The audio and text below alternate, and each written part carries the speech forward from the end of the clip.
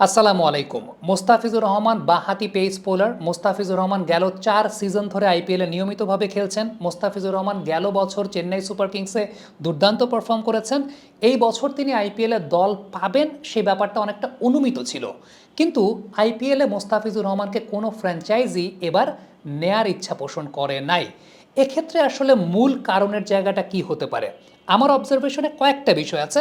প্রথম যে বিষয়টা সেটা হচ্ছে মোস্তাফিজুর রহমানের সিরিয়াল নাম্বারটা এবং সিরিয়াল নাম্বার অনুযায়ী তার বেস প্রাইসটা। মোস্তাফিজুর রহমান এবার সিরিয়াল নাম্বারটা ছিল 182, তার বেস প্রাইসটা ছিল মার্কুই ক্যাটাগরি, অর্থাৎ 2 কোটি রুপি। এখন 182 নাম্বার সিরিয়াল আসা পর্যন্ত ম্যাক্সিমাম ফ্র্যাঞ্চাইজিরই 2 কোটি রুপি বেস প্রাইসের প্লেয়ারকে, বিদেশি বাঁহাতি পেস বোলারকে নেয়ার লাক্সারিটা আসলে খুব বেশি ছিল না। প্রাথমিক অবস্থা আপনি খেয়াল করে দেখেন, মঈন আলীর মতো ক্রিকেটার যার সিরিয়াল নাম্বারটা কিন্তু মোস্তাফিজেরও আরও 30-40 ধাপ আগে, তাকেও কিন্তু প্রাথমিক অবস্থায় কোনো দল নেয় নাই বা নেয়ার ইচ্ছা পোষণ করে নাই। সো ফ্যাক্টর জায়গাটা আমার এখানে মনে হয়েছে যে মোস্তাফিজুর রহমানের যে বেস প্রাইসটা 2 কোটি রুপি, তার সিরিয়াল আসতে আসতে ম্যাক্সিমাম ফ্র্যাঞ্চাইজারই আসলে ওই মুহূর্তে 2 কোটি রুপিতে প্লেয়ার নেয়ার মতো লাক্সারিটা ওইভাবে ছিল না। আপনি বলতে পারেন মোস্তাফিজের 2 ধাপ আগে আজমতুল্লাহ ওমারজাইকে নেওয়া হয়েছে প্রায় 2.5 কোটি রুপিতে, এবং সেই জায়গাটায় পাঞ্জাব কিংস তাকে নিয়েছে।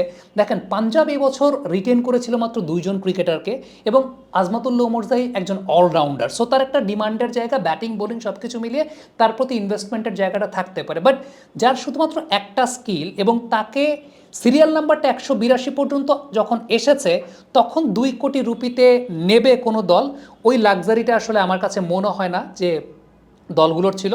আমার মনে হয় মোস্তাফিজুর রহমানের বেস প্রাইসটা যদি 1 কোটিও হতো, তাহলে হয়তো বা কোনো টিম ডেফিনেটলি তার জন্য বিট করতো, যেহেতু বাঁহাতি পেস বোলার। আমরা সবসময় দেখেছি আইপিএলের ফ্র্যাঞ্চাইজিগুলো বাঁহাতি পেস বোলারদেরকে নিতে চায়। 2 কোটি রুপির এই বেস প্রাইসটা এবং যে সময়ে মোস্তাফিজুর রহমানকে তোলা হয়েছে 182 সিরিয়াল নাম্বারে, এটাই আসলে প্রবলেমটা ক্রিয়েট করেছে বলে আমার কাছে মনে হয়। এখন মোস্তাফিজ কি আইপিএল খেলার যোগ্য না? অনেকেই প্রশ্ন তুলবেন। এখন মোস্তাফিজ যদি আইপিএল খেলার যোগ্য না হতেন, তাহলে তো মোস্তাফিজকে মার্কুই ক্যাটাগরিতে আইপিএল কর্তৃপক্ষ রাখতো না, তার বেস প্রাইস 2 কোটি রুপি হতো না। 2 কোটি রুপি বেস প্রাইসটা সর্বোচ্চ ক্যাটাগরি।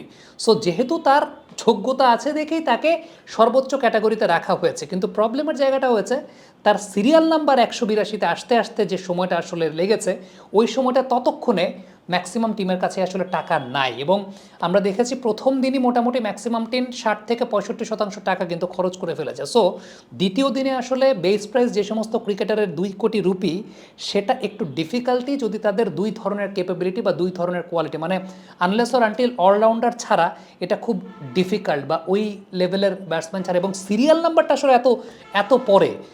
আমরা পাওয়ার জেনারেশন,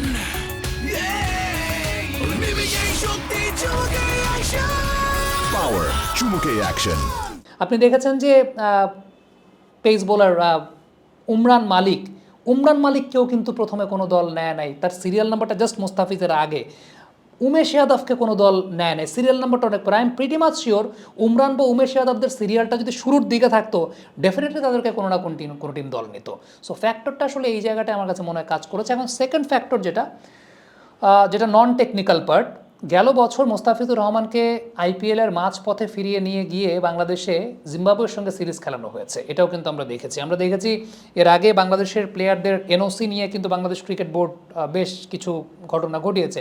রেপুটেশনের একটা ব্যাপার তো অবশ্যই আছে, এবং এই জায়গাগুলো কিন্তু আইপিএলের ফ্র্যাঞ্চাইজিগুলো চিন্তা করে সেটা কোন প্লেয়ারটাকে আমি অ্যাভেলেবল পাবো, আমি পুরো সিজন ব্যাপী আমার টিমের কম্বিনেশন দাঁড়িয়ে গেছে। কারণ মোস্তাফিজুর রহমান গত বছর চেন্নাই সুপার কিংস থেকে যাওয়ার পরে চেন্নাইয়ের ব্যালেন্সটাও কিন্তু, টিম ব্যালেন্সটা একটা ব্যালেন্স মেনটেন করে তারা খেলছিল।